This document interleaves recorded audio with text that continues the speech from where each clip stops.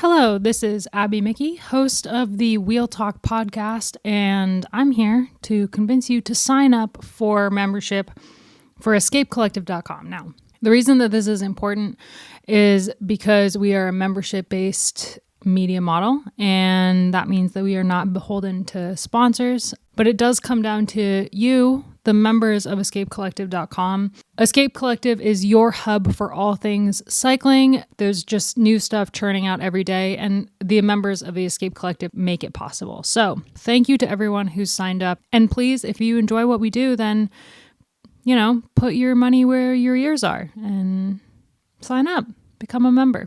You can become a member at escapecollective.com/join. That's escapecollective.com/join. Thank you so much.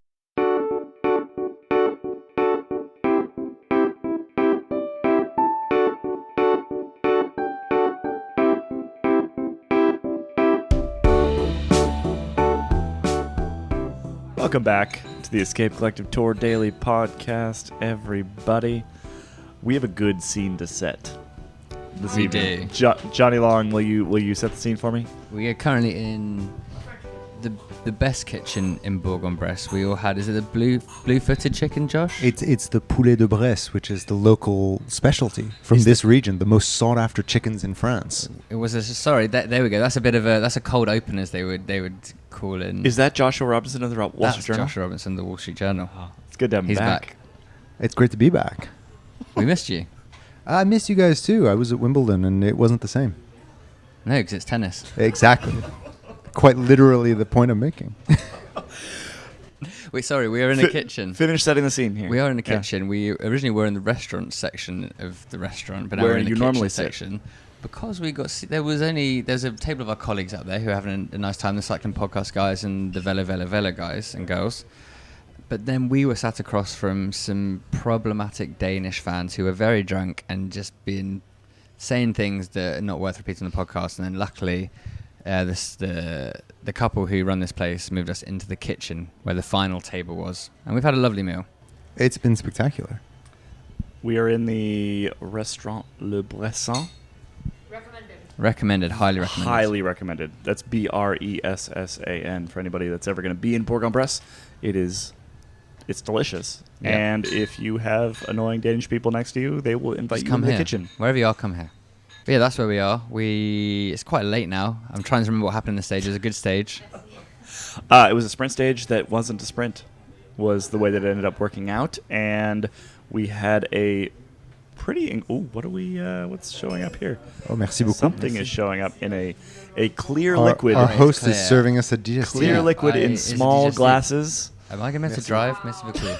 Can I have this? Probably. I'll be all right. They won't lock me up.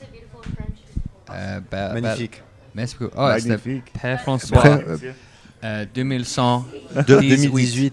Pardon, qu'est-ce qu'on boit? Oh, it's down the Rob Hatch M1, is it? Oh, wow. C'est de la poire, oui.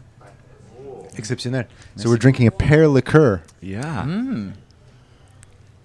That's nice. But this is a homebrew pear liqueur. Yeah, it's really good. This turned into like a bad France experience to like one of the most memorable France experiences I've ever had in my life. I'm going to be writing about this in my little diary.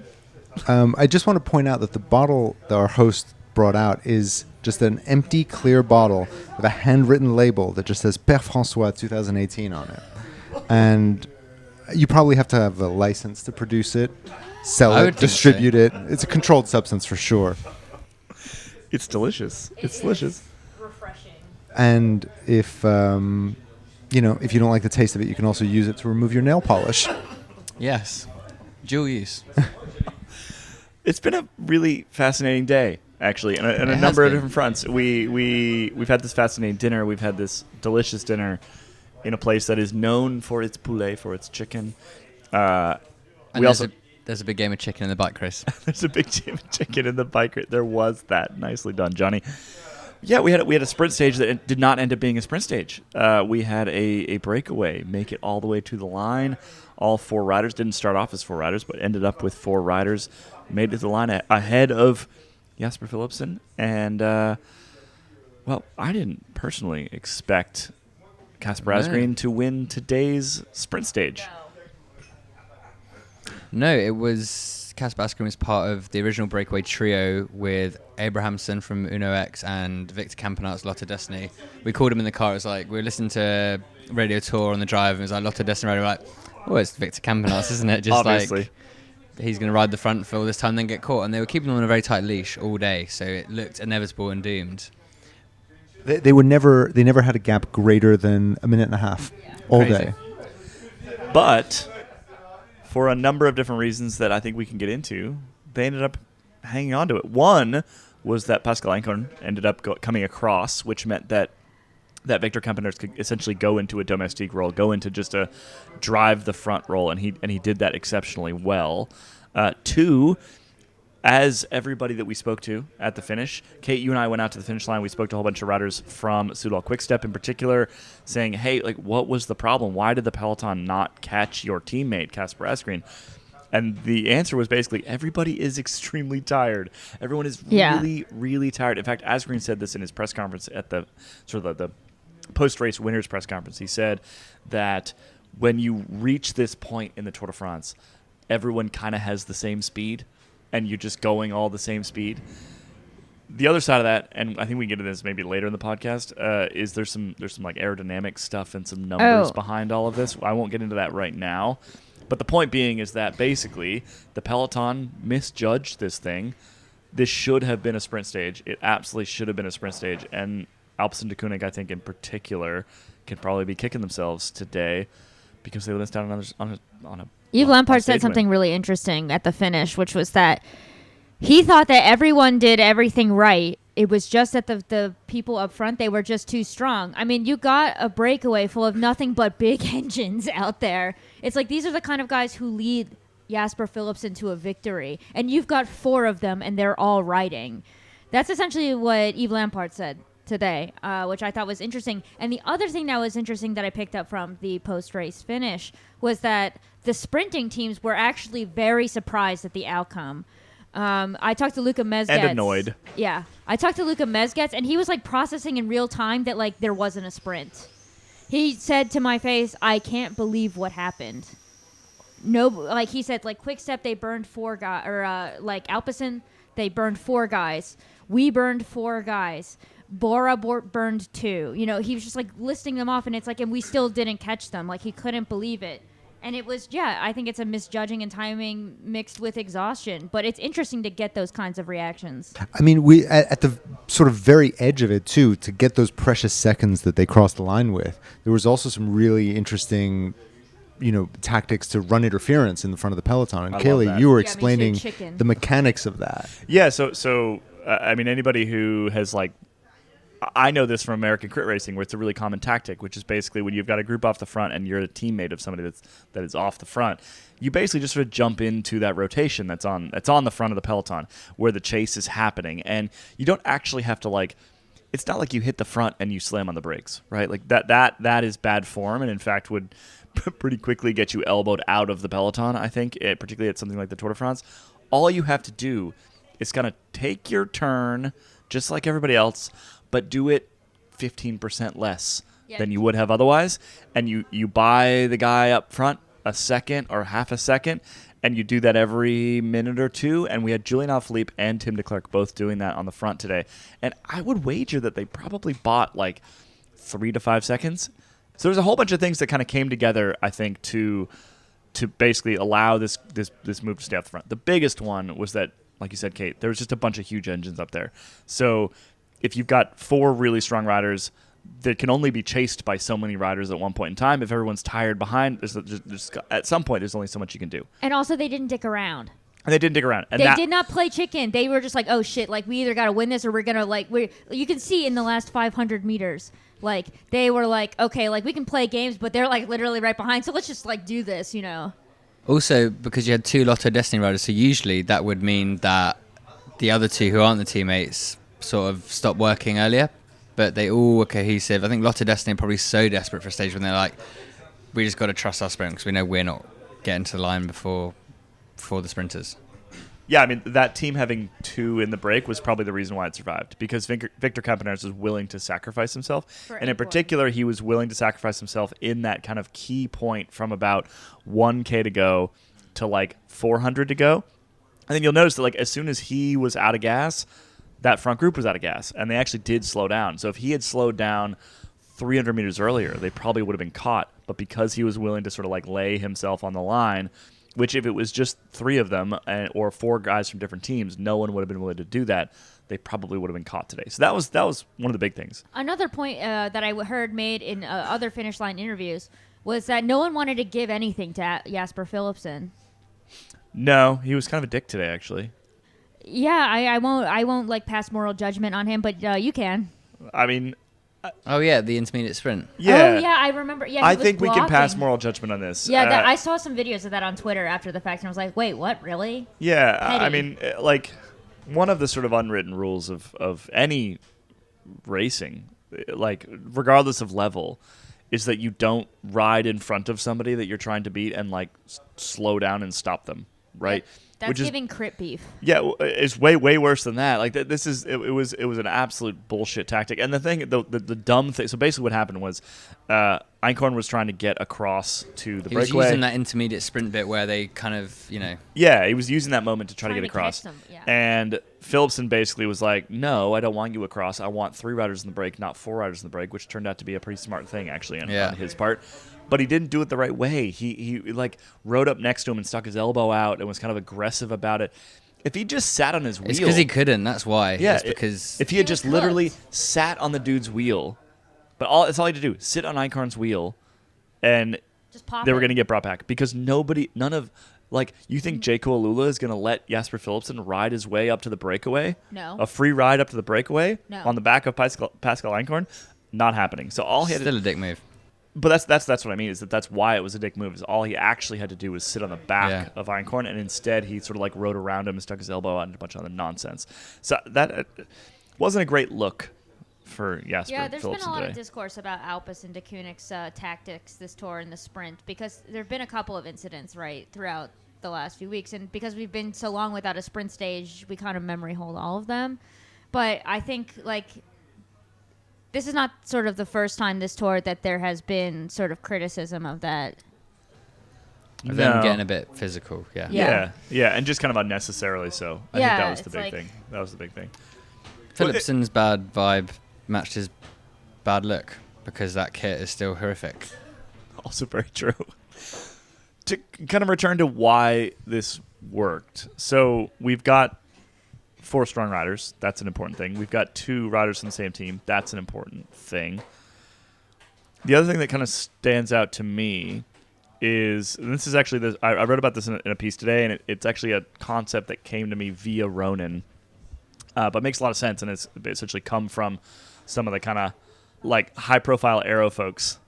So basically, the idea here is that I'm going to try to get this right now because I'm not Ronin, and I will probably get this wrong. But basically, the power required to overcome like wind resistance is cubic of speed. Essentially, what that boils down to is like going from 53 to 55 kph takes a certain number of watts. Going from 55 to 57, even though they're both 2 kilometer per hour differences, takes way more watts than 53 to 55. And so if you kind of work that back, the breakaway, which has gotten more aerodynamic, you saw Victor Campenaerts with his like narrow little handlebars and the turned in levers, and the aero helmet and the skin suit and all these things. The breakaway goes a little bit faster than it used to be able to go. The peloton then has to go a little bit faster than that, and because of the sort of math behind aerodynamics, they essentially reach a point at which like they just cannot go that fast, and particularly in the 3rd week, they just cannot go that fast. And I think that's why we've seen more of these moves make it over the last few years. We've said this before on the podcast. We've written stories about this before. I think it's worth reiterating, though, that a lot of this just comes down to the sort of like professionalism of the breakaway. Like Victor Campenaerts, he does this on purpose. Like this is his whole thing, and he's made some pretty important but relatively small changes to the way that he rides these breaks. And Come on, Lionel. And as a result, they work more often. Lionel Burney of the Cycling Podcast, how are you this evening? I'm very well. Are you in here in the kitchen doing the washing up? Can you not afford the bill? Yeah. Is that why you're in here? Yeah, we spent it all on the rental car. Hiding from Jonas Vingegaard fans. How did you like the Danes earlier? They were eccentric and lively. This is a weird setup here in the kitchen. We actually ate in the restaurant. You should try it sometime. I just want to say that if you are planning to come to the Tour de France and getting really drunk, do not behave that way. Not our way. We're very well behaved. No, you are all excellent, always. Like, let's be clear here. No, we're all very civilized. I don't know about me, but like everyone else is. They bullied you into the kitchen, didn't they, Kaylee? They scared us into the kitchen, to be They perfectly honest. kind of did scare us, honestly. Like, they said some real... Anyways. They said some bad things, and we didn't want to hang out with them anymore. Yeah, I did not want to be in their presence because it was either, like... I had three options. Like, I remove myself from the situation like my therapist tells me to do. The second option is I throw punches, which I'm not equipped to do as a small woman. And the third is I go outside for a cigarette, and I really can't smoke. So this was the only logical conclusion to the situation. We intended to have dinner with you guys tonight, but it just didn't work out, unfortunately. No, unfortunately not. No, we had a very civilised dinner, just four of us there. We enjoyed the poulet de Bresse, as we always do in Bourg-en-Bresse, and we don't have to do the washing up, and we'll just pay the bill like normal people. You guys have a great evening. Thanks, Lionel. Good to see you. Thank you, Lionel. We'll put on our big gloves, and we'll see you tomorrow. This is a real flavor podcast, I think. Josh, you also have to head out. You have some writing to do. I do. We're not done here. Yeah. I think, actually, we're going to take a quick pause. Before we do, I'm going to remind everybody that you need to head over to escapecollective.com/join. Join this month. It's only $1. It supports this podcast. If you sign up in the next 5 minutes, we won't have to do the dishes before we leave this restaurant. All right. Well, we're gonna take a brief break. We'll be right back. Ciao.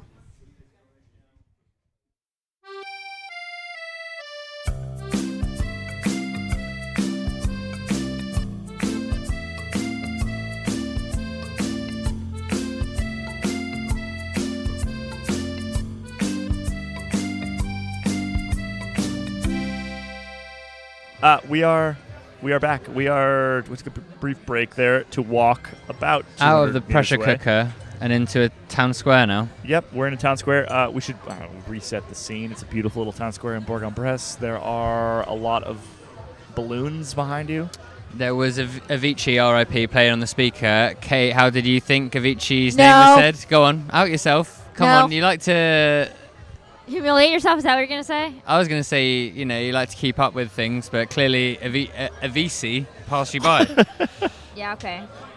Brutal. Sorry, but, that's how, the letter C is pronounced sa in Slovenian. That's going on. Yeah. In Italian, I set it up. It's a ch. That's a different letter. Are we done with the bike racing of today? And we'll go into the corners. But one of the corners is about, they're all about bike racing, but one of them is really about bike racing. It's a correction corner really from yesterday. No, it's the Felix Gall corner. Yeah. Well, so do we think we're done? I mean, we've discussed why we think the break made it. I think we can give massive kudos to Kasper Asgreen for making it work. I think we can give even bigger kudos, frankly, to Victor Campenaerts for helping a non-teammate to just for helping anyone to a stage win. I feel like he's the sort of guy who's like, you know what, sprinters, get lost. I just want someone to win. I think Victor Campenaerts calls it a victory if anybody other than Jasper Philipsen wins bike race. He did Kasper Asgreen a solid. He's got a love of the game vibe. Yeah, he does. He really does. The one other thing, actually, from before the start of the stage, was hanging out by the UATM Emirates bus. Mauro Gianetti was sort of given the diagnosis from yesterday. Tadej Pogačar was not sick. He was not injured. It was what did he say? He was he got beaten. He didn't have the legs. And then another reporter came on after Gianetti spoke for 5 minutes and sort of was pressing Gianetti on whether this result in the Tour should mean that Pogačar shouldn't ride and win the Tour of Flanders and shouldn't dedicate some time to the classics. And that's when Gianetti sort of, for the first time this tour lost his rag a little bit and was like, look, Pogacar's Pogacar. You can't change. Like, do you want me to change him? Being like, you don't know how good you've got it with a guy like him. Pogacar did say something interesting yesterday that I think is worth touching on, which is that he said he felt like he was taking in food, but it was just sitting in his stomach. It wasn't going to his legs. It wasn't going to his legs. And that is sort of like, if you translate that, it's like he's having some sort of stomach issue. And in particular, I maintain that this may be all the way back to if those who listened to our podcast at the end of, last Saturday, when it was really hot, big mountain stage, and I said that I saw him come across the line, and he had this sort of like white foam salt around his mouth, and I think he got really dehydrated, and I think that it's the sort of thing that can affect you days later. And I wonder if essentially he was forced to dig so deep that day that it came back to bite him on cold lows, and potentially came back to bite him a little bit in the time trial too. And if so... Yeah, that speaks a lot to his team, doesn't it? Well, I think it speaks to his team, but I think it more speaks to like... him coming in undercooked. Coming undercooked and Jumbo's plan working. That's actually what Giannetti That's said. why they did it. I've just remembered. He said that it was probably those 4 or 5 weeks that cost Pogacar the most. Probably. Which is, Anyway, should we get into the... We have so many corners. The fun section of the So- podcast. Felix Gall first, I think. Yeah. Yeah. The first corner is a corrections corner from yesterday, which is we did an entire podcast and never mentioned Who won? the incredible bicycle racer who won the bicycle race. So Felix Gall deserves a mention and a corner. Yeah, that's dedicated to you. A little, like, virtual audible plaque Yeah. in your honor. I mean, I think Felix Gall has been showing himself as a rider quietly this entire tour. In fact, Yeah, like, he did early on. He became like kind of the sole hope of Age d'Isère. He in a wore the way. polka dot jersey one time early on. And that was all they had until a stage win. And we said in an early episode, actually it wasn't an episode, it was in the live The Q&A first that rest we day. did in the first rest day, so only members would have heard this. But someone asked us, will he win a stage? And we said, LOL, no. And it turns out we were wrong. We were just trying to tempt fate and to get him to win one. So Yeah. You're welcome, French car manufacturer. Anyway, he beat a bunch of like really impressive Yates. riders yesterday, and it was worth a mention. And frankly, we just got so caught up in the GC thing that we just didn't. And so we wanted to rectify that situation and give Felix Gall some kudos for dropping the likes of Simon Yates and winning yesterday's tour stage. Yeah, nice one. So before we head into Slovenian Corner, our new segment to replace Christoph Corner, we're going to have an update on the unwarranted mention of Slovenia during the day tally. Yes. Yeah. So we forgot to mention it yesterday because of the bike racing. So another thing that got forgotten alongside Felix Gall. Yep. On the first day, we got up to 14, but since then we've stabilised. Ooh. And we've averaged 8 per day since then. So we're up to 30, which, all things considered, an average of 10 a day, not that's that less bad. than 1 per waking hour. Yeah. And an important reminder, this comes from a place of love. Much love. Okay. Slovenian Corner, Kate. Are we ready? Yes. We shouldn't say that silence from Kate there wasn't because she was deeply insulted I was by us. fact-checking. She was She was- fact-checking Slovenia things. She's just on her phone fact-checking something. So I want to tell you a insider story from Slovenia, specifically the Tour of Slovenia. This involves none other than Slovenian cyclist Primož Roglič in what I think is probably the funniest thing to have ever happened in Slovenian cycling, ever. So let me set the scene by saying that I was at the Tour of Slovenia on the 4th stage, which was the Queen stage, and we were in this part of Slovenia that's quite near the coast, and but not quite the coast, Kobarid. And then, so we're all sitting there, all the journalists, and I'm the only one from the English-speaking press. We're all sitting there, whatever, and I get a notification about a King of the Mountain that was on the Queen stage, this hill, and it was that Lorenzo Fortunato, either him or Davide Baez, I can't remember, but I'm pretty sure it's Fortunato. I think it's Fortunato, yeah. Got the Strava King of the Mountains on this on this very important climb in the Tour of Slovenia on stage 4 to Kobarid. And a little bit later, I find out that there's a new notification. Thanks to, actually, I want to shout out my friend Giga here, who is a Strava freak and was watching all of this. Happened in real time because he cares about those things. And he texted me, he says, Kate, I think I've discovered something. I said, okay.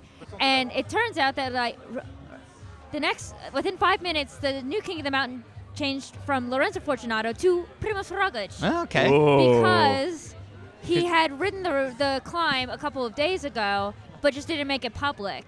Ah. And so, like, he must have seen that, like, Fortunato had, so bested is he his... manually checking that climb after the stage then? I to have see no that? idea what He would happened. have gotten the email. When you have a KOM that's stolen. Even if it's private. You get even an if email. It's a private KOM. No, because his wasn't public. That's true. Maybe not. He must have been manually. He probably checking was it. watching, but, like, that is conjecture and not fact-checked. Okay, sorry, carry on.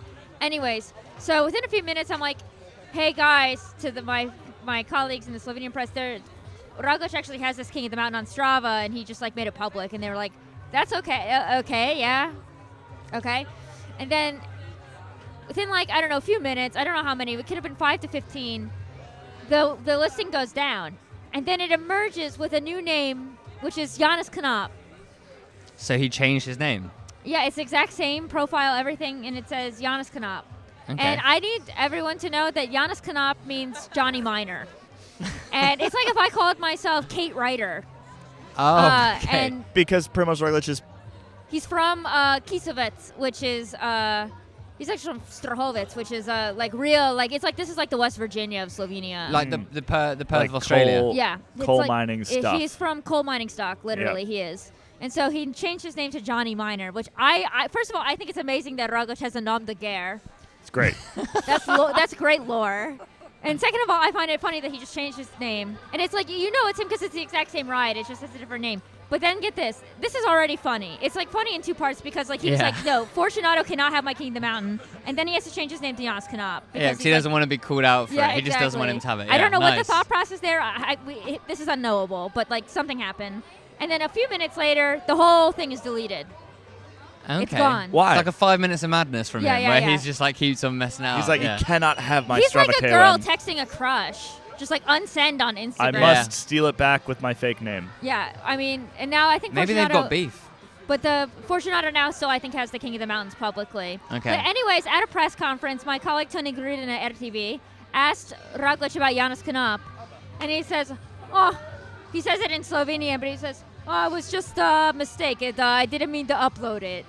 Ah, no way. And so, but now in our press corps over there, we have many great fictional stories about the mythical Jonas Knopp, new star of Slovenian cycling.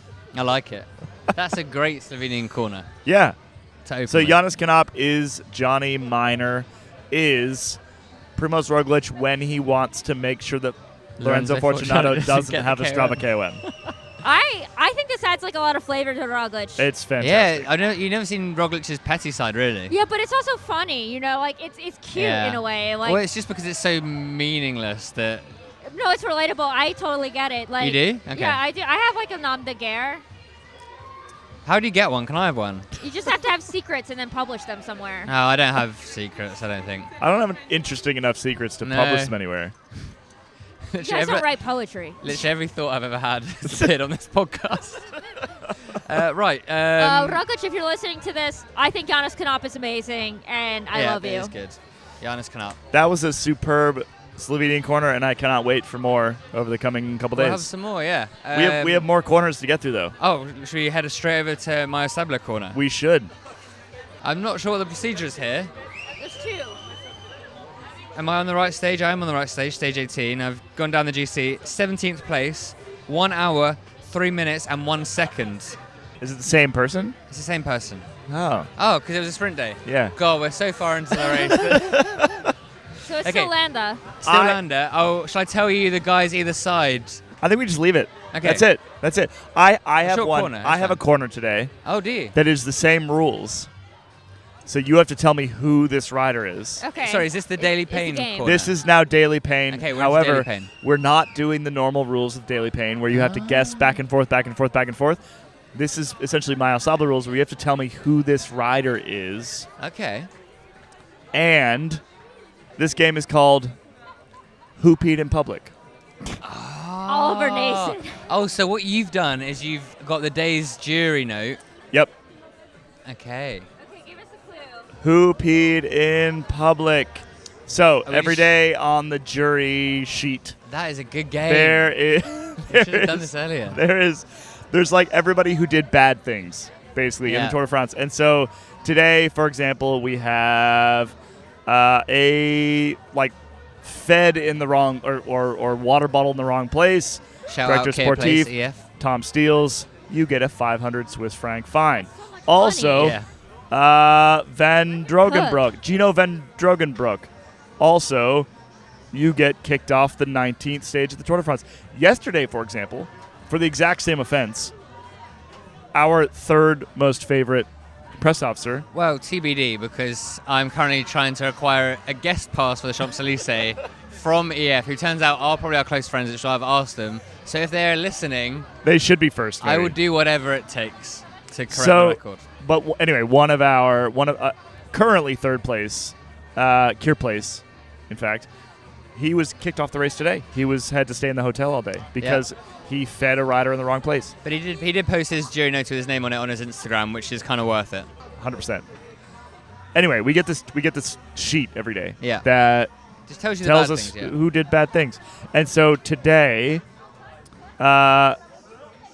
comportement inconvenant, which is uriner en public. My French accent terrible there.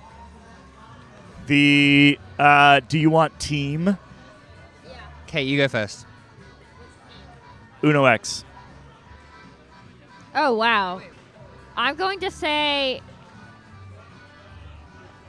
Is it Johannesson? It is not. This is it? Public peeing occurred at kilometer 49. I'm going to guess. It's going to be a breakaway. It's going to be Abrahamson. You are correct. Yeah. Oh, fuck. That was... It's always going to be a breakaway guy because they were being kept on such a tight leash. Yep. That they can't go for a pee, whereas the peloton, you just drop back and catch back up. Yep. Jonas Abrahamson. He of slayed Uno today, X. by the way. Uno X is kind of killing it in a way. They're Of punching above their weight. kilometer 49, urinated in public. He is our pee in public pain. Hero of the day.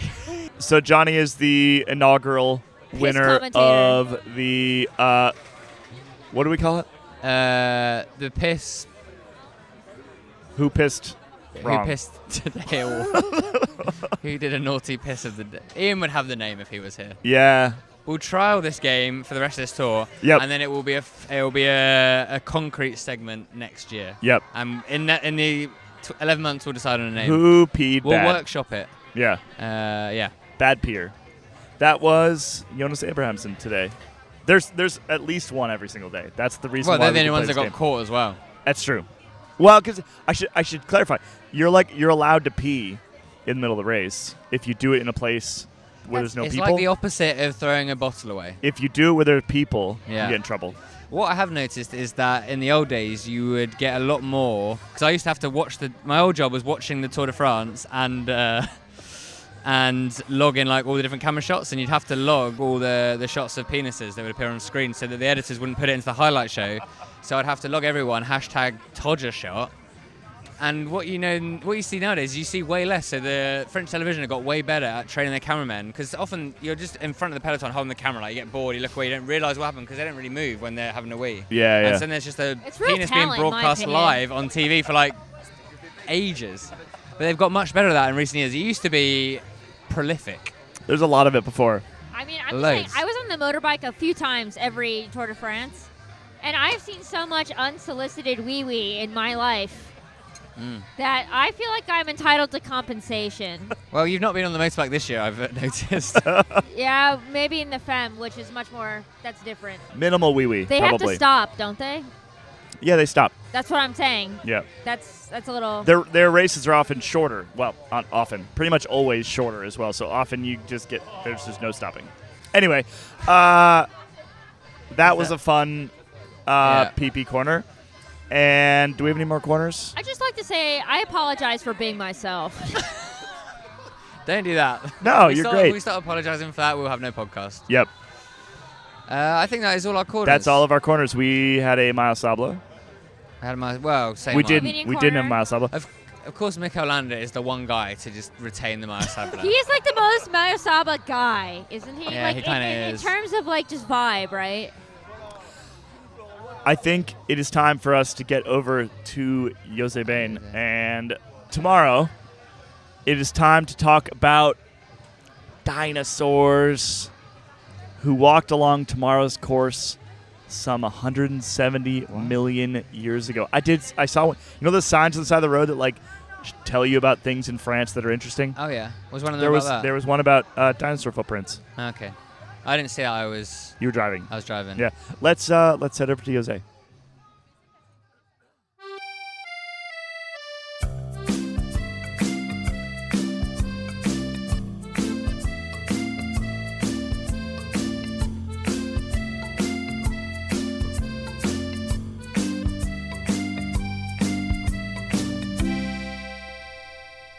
Just after the intermediate sprint at Ney, we pass a little town called Lul. It's a super small town of not even 200 inhabitants, but it is home to an exciting site where many different species of dinosaur left their footsteps in the limestone to be preserved for eternity. 170 million years ago, most of the terrain we now race on would be a shallow subtropical sea. There was the occasional island, but most of it was deep blue waters. On the islands, plants ruled because the amount of CO2 in the air was about 5 times higher than today. There are also dinosaurs right here in the Jura. Jura is the name giver of the geological time period Jurassic. The sauropods, those huge long neck ones, and meat-eating theropods lived on the landmasses that rose up near the Vosges Mountains. We all know the names of these huge dinosaurs. Think about Brontosaurus or Diplodocus, and many are still the model for children's toys because they were so impressive. Many of these long-necked dinosaurs got quite big, and some became downright gigantic. They lived in herds, and paleontologists deduced this from fossilized footsteps found around the world, including some alongside the racecourse in Lul today. A herd of 20-meter long-necked dinosaurs is already impressive. A herd of 30-meter long-necked dinosaurs is even more exciting. And those who believed the reports in the media a few years ago might have had even larger long-necked dinosaurs on their minds. Yet, the story of the very greatest dino from the French Jura is perhaps a bit exaggerated. The long-necked dinosaur that passed through the Jura 150 million years ago had rear foot soles of about 1 meter from toe to heel. That's 1 foot, or 3 feet, actually. No, never mind. But in the juicy limestone mud, the gigantic legs literally pushed aside walls of mud. And the mud walls pushed to the side made the footsteps look a lot bigger. And once dried out, the holes the dinosaurs left in the mud were preserved as much too large footprints. In some cases, you ended up with holes that are 3 meters wide. That's 10 feet, or 4 feet, or, well, never mind. The researchers stated in their publication that the largest tracks were actually just over 1 meter long, and that it was the mud that made the tracks wider than the actual beast's paw. But after some lost in translation, certain media ended up with 3 meter wide feet and a 30+ meter tall dinosaur. Talking about dinosaur toys, our start town of Moirin-en-Montagne is actually called the toy capital of France, and this is based on the traditions of woodworking going back to the 13th century. The forest of the Jura provided the resources required for this activity. Over time, local craftsmen diversified their products to chess sets or buttons, and later the toy industry in our start town grew out of the wood-turning industry and became more than just wooden toys. I guarantee you there were no dinosaur toys back in the 13th century, but quite possibly dinosaur-inspired toys are produced here right now.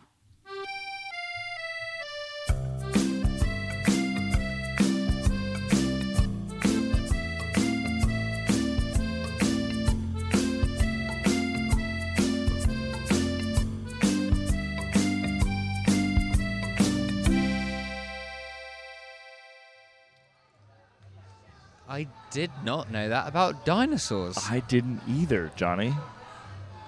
I think it's time for us to wrap up. I do apologize. My voice is kind of going tonight. I've been talking too much. I won't talk at all tomorrow ahead of the podcast. That'll be a disaster. You gotta talk, dude. Do I have to? I'll carry it. We'll wing I'm it. going in the car with the photographers tomorrow, so maybe That's I'll true. get some podcasts in from there. It'll just be me and Kate in the car being silent. Yeah, I'm sure that's true.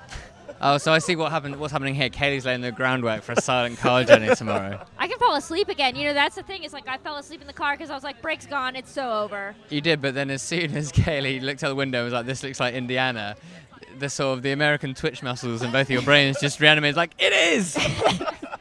I love Indiana. It was corn It's and just flat. corn. It was corn and flat. I was like, that looks like Indiana. All right. Bye. We'll be back tomorrow. Probably a sprint Breakaway. stage? No, breakaway stage? Definitely breakaway stage. Mohoric said to me this morning that like he said that like I am just not going to quote him directly because I don't remember exactly what he said, but he said that today was probably going to be a sprint unless someone really had that dog in him, and that's me extrapolating. Yeah. But he said that tomorrow is almost definitely a breakaway stage. Mohoric is my pick, but if I could pick someone already picked in the fantasy game, it would be Fred Wright. Fred Wright. He was gunning it at the end today. Yep. Almost couldn't help himself. So, probably a breakaway. Although today was supposed to be a breakaway, and the sprinters missed out, and so they're going to be pissed. They're going to be like, no freaking breaks today at all. Phillips and just Mezgez barging says everyone that out he of the didn't way. think that Yeah. it was going to go for a sprint tomorrow. So Let's hope. Anyway. It's on the edge tomorrow. It's on the edge. Anyway, it'll be fun. we will be back after stage 19 of the Tour de France. Yeah. Tour de France. We're nearly there. We're almost there. We're almost at the end. If you couldn't tell, we're going slightly insane over here in Yeah, but Bourg-en-Bresse. today wasn't our fault. No. But, yeah. Bye. Still a few days to go. Sign up, $1. All right. Good night. Bye, everybody. Bye.